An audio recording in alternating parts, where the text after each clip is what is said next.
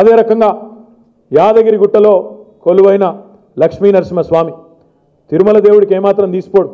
కానీ పాలకులు పట్టించుకోకపోవడం వల్ల గతంలో మరి ఆదరణ కొరవడడం వల్ల ఆయనకు కూడా గతంలో మరి పెద్దగా అక్కడ డెవలప్మెంట్ కూడా జరగలేదు.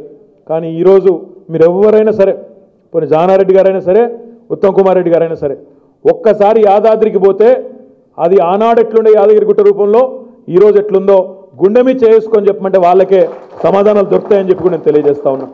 అదే మాదిరిగా ఇప్పుడు నేను చెప్పినట్టు డ్రై పోర్ట్ కూడా మీ ప్రాంతంలోనే, రాష్ట్రంలోనే ఏకైక డ్రై పోర్టు మీ ప్రాంతంలో పెట్టే బాధ్యత కూడా ఈ ప్రభుత్వాన్ని అని చెప్పి నేను తెలియజేస్తా ఉన్నా.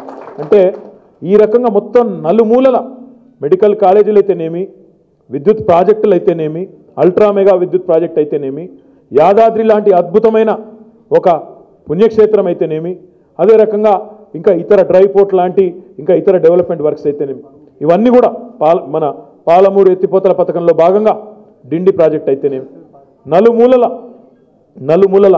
అన్న గుర్తు చేస్తున్నాడు. దండు మల్కాపురంలో మునుగోడు నియోజకవర్గంలో అక్కడ బ్రహ్మాండమైన ఇండస్ట్రియల్ పార్క్ పెట్టబోతా ఉన్నాం.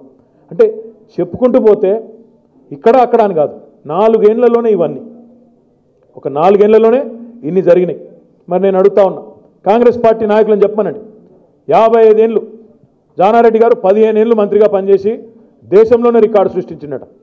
ఆ రికార్డుతో మరి నల్గొండ ప్రజలకు వచ్చిందేందో నాకే తెలియదు. ఆయనకు మాత్రం రికార్డు వచ్చింది, లిమ్కా బుక్ రికార్డ్సో అదే రికార్డులకు ఎక్కిండు. 15 ఏళ్ళు మంత్రి. ఓకే 17 ఇక నాకు అవన్నీ తెలియదు. ఏంటండి వీడియో నచ్చిందా? అయితే ఓ లైక్ వేసుకోండి, లేదంటే ఓ కామెంట్ చేయండి. ఎప్పటికప్పుడు మా వీడియోస్ చూడాలంటే సబ్స్క్రైబ్ చేసుకోండి.